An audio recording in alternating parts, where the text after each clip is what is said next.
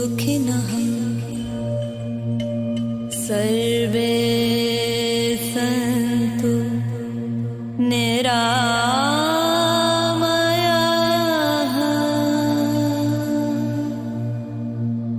मित्रों नमस्कार, प्रणाम। एक बार पुनः आपका स्वागत है आपके अपने ही इस चैनल इंटीग्रल हेल्थ यानी कि संपूर्ण स्वास्थ्य में। मित्रों, आज का हमारा विषय रहेगा डिप्रेशन, जिसे अवसाद भी कहा जाता है। और जिस तरह कोरोना महामारी है आज, उसी तरह अवसाद या डिप्रेशन भी एक महामारी का विकराल रूप ले रही है। आइए जानते हैं इसके कारणों और निवारण के बारे में। सृष्टि में सभी जीवों की व जीवों में सर्वश्रेष्ठ जीवन मनुष्य की अपनी शारीरिक, मानसिक व आध्यात्मिक स्वास्थ्य की रक्षा व जिम्मेदारी सर्वप्रथम स्वयं उसी जीव और मनुष्य की है, लेकिन इसका जाने अनजाने तो सभी जीव पालन कर रहे हैं, मगर मनुष्य ही आज अपने स्वभाव के वशीभूत इससे ठीक विपरीत खड़ा है। अपनी ऊर्जा और चैतन्य शक्तियों का या उनके विरुद्ध जो आचरण कर रहा है, उसी का यह परिणाम है डिप्रेशन। डिप्रेशन का मतलब है कि आपका अपना इंटरनल स्ट्रगल और इस संघर्ष में आप हार कर कुछ केमिकल दवाओं और खतरनाक ड्रग्स, बुरे व्यसनों आदि के शिकार होकर फिर क्लिनिकली सीमा आप लांघ जाते हैं और पैथोलॉजिकली डायग्नोसिस में भी आप डिप्रेशन के शिकार पाए जाते हैं, मरीज बन जाते हैं। और उसके बाद आपका शेष जीवन इसी के अंदर डिप्रेशन में या अवसाद में रहता है। और कुछ अवसरों पर तो इसके बड़े आत्मघाती प्रयास यानी सुसाइडल अटेम्प्ट्स भी होते हैं। खास तौर पर जवान पीढ़ी, जिन्हें आज ऊर्जा से आप्लावित होना चाहिए, ऊर्जा के स्तर में यानी कि ऊर्जा के स्तर में ही डिप्रेशन है और इसके सबसे अधिक शिकार हैं। पहले कुछ हम सार्वजनिक कारणों की बात करेंगे इस वीडियो में, और बाद में नितांत व्यक्तिगत कारणों की और उसके निवारण की। आज सर्वप्रथम हम शिक्षा की बात करते हैं। आज की शिक्षा व्यवस्था, जिसमें मात्र कमाकर खाने या जीवन के साधन जुटाने के लिए संघर्ष सिखाया जाता है, नीतिगत शिक्षा और फिजिकल, मेंटल तथा स्पिरिचुअल हेल्थ अर्थात शारीरिक, मानसिक और आध्यात्मिक स्वास्थ्य को केंद्र में रखकर कोई ज्ञान नहीं दिया जाता है। और अंतोगत्वा फ्रस्ट्रेशन, डिप्रेशन, एंजाइटी, टेंशन और तनाव पैदा होता है।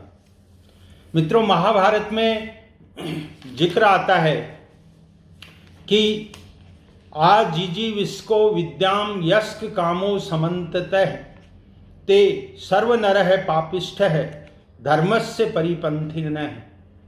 अर्थात यदि कोई व्यक्ति अपनी पढ़ाई या शिक्षा का संपूर्ण उपयोग धन व मान के अर्जन के लिए ही करता है, तो वह मनुष्य पापी की श्रेणी में है और उससे समाज तथा देश की अंतोगत्वा हानि ही होती है। मित्रों, दूसरे कारण में हम लेंगे कि आज समाज के समक्ष कोई आदर्श या हीरोज नहीं है। पुरानी पीढ़ियों के पास भगत सिंह, विवेकानंद, रमन महर्षि, रामकृष्ण परमहंस, लक्ष्मीबाई, तुलसी, कबीर, दादू या मर्यादा पुरुषोत्तम राम कृष्ण, या विदेशों में देखें सोक्रेटिस, अरिस्टोटल, लाओ त्से तुंग, शेक्सपियर, अब्राहम लिंकन, हेनरी थारो, लियो टॉल्स्टॉय, या अपने यहाँ सत्यवादी राजा हरिश्चंद्र जैसे उच्च आदर्श जिन्हें समाज में हीरो बनाया जाता था और उनकी अनुपालना की जाती थी, उनकी फॉलोशिप होती थी। आज के हमारे हीरो कौन हैं? फिल्मों के हीरो सलमान, आमिर, आदित्य, सुशांत, रिया आदि, जिनका चरित्र अनुकरणीय तो है ही नहीं, अपितु आत्मघाती है। खेलों के अपने जो खिलाड़ी हैं उन्हें हीरो बना रखा है, जो किस कदर मान व पैसे के लिए अपनी प्रतिभाओं का दुरुपयोग करते हैं और दूसरी टीमों या देशों के हाथों बिक भी जाते हैं। लेकिन यहाँ ये विषयों के विपरीत होगा, इसलिए अगले विषय की बात करता हूँ, मकसद विहीन भविष्य। आज किसी भी व्यक्ति के सामने अपने भविष्य का कोई मकसद नहीं है। क्यों नहीं है? क्योंकि जब तक समाज में कोई उच्च आदर्श नहीं है, हीरो नहीं है, तो आपको बनना क्या है, आपको करना क्या है? आप नए विद्यार्थी या स्कॉलर के सामने आज कोई आदर्श या कोई उच्च लक्ष्य नहीं है। मानव कल्याण, जीव कल्याण, राष्ट्र सेवा, समाज सेवा, किसी क्षेत्र विशेष में अपनी सेवाओं का योगदान, ऐसा कोई मकसद या अपनी आत्मा की आवाज़ आज की मानवता या युवा पीढ़ी के समक्ष नहीं है। अपितु जल्द से जल्द येन केन प्रकारेण धन व सत्ता शक्तियों का संग्रह करना और उन शक्तियों का व धन का दुरुपयोग ही एकमात्र स्वप्न व टारगेट नजर आता है। खाना होटल में और मरना हॉस्पिटल में, नीति विहीन जीवन शैली और उसके ये जो आदर्श, उन पर चलना और फिर अकाल मृत्यु को प्राप्त करना, इसके यही परिणाम हैं। अप्राकृतिक जीवन शैली भी इसमें काफ़ी हद तक जिम्मेवार है। जैसे जीवन की घड़ी सूर्य की रोशनी के अनुसार चलनी चाहिए, ना कि बल्ब, ट्यूबलाइट की कृत्रिम अप्राकृतिक रोशनी में। रात भर जागना और सूर्य की रोशनी में, प्राकृतिक रोशनी में दिन भर सोना। किसी फ्लैट के या किसी ऑफिस के अंधेरेपन में दिन भर रहना आपकी बायोलॉजिकल क्लॉक को भ्रांत व अव्यवस्थित कर देता है। मनुष्य आज वर्चुअल आभासीय जीवन जी रहा है और नशे का शिकार होकर फिर डिप्रेशन में चला जाता है। प्रकृति के, नेचर के समीपता उसकी जीवनचर्या में कहीं भी नज़र नहीं आती। आज सिंथेटिक व प्रोसेस्ड जो फूड है, भोजन है, वह मनुष्य अधिकतर खा रहा है। आप दिन में खेत, खलिहान, नदी, पहाड़, खुला आसमान, उगता, छिपता और तपता हुआ सूरज कब देखते हो? जो भी प्रकृति आप देख रहे हो दिन में या रात्रि में, आसमान में छाए हुए बादल, चांद, सितारे, या वो सब कुछ आप मोबाइल, लैपटॉप या वर्चुअल जो आपका जीवन है, वर्चुअल इफेक्ट्स हैं, केवल उन्हीं में आप जीवन को देख रहे हो। आपने अपनी खुली आंखों से कभी रात्रि में आकाश के विस्तीर्ण तारों का और आकाश गंगाओं के सौंदर्य को देखकर आश्चर्य प्रकट करना, इस तरह का होना आपके आज जीवन का हिस्सा नहीं है। और गहराई में जाएंगे तो हमें पता लगेगा कि आज हम जीवन के केंद्र से बिल्कुल विस्थापित हो गए हैं। जो मनुष्य जीवन के केंद्र पर नहीं जिएगा वह जीवन की परिधि पे और उथला उथला जिएगा, और अपने केंद्र से कट जाएगा। इसलिए उसे यह भी पता नहीं चलेगा कि उससे चूक क्या हो रही है और वह अपने आप को अवसाद में या डिप्रेशन में महसूस करेगा।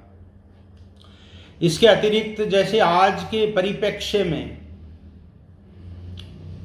जो समृद्धि के जो साधन बताए जाते हैं, जिन्हें व्यक्ति व्यवसाय के रूप में भी चुनता है, अपने शास्त्रों स्कंद पुराण आदि में अध्याय 23 में भी बताया गया है कि जैसे द्यूत क्रीड़ा, जुआ खिलाना,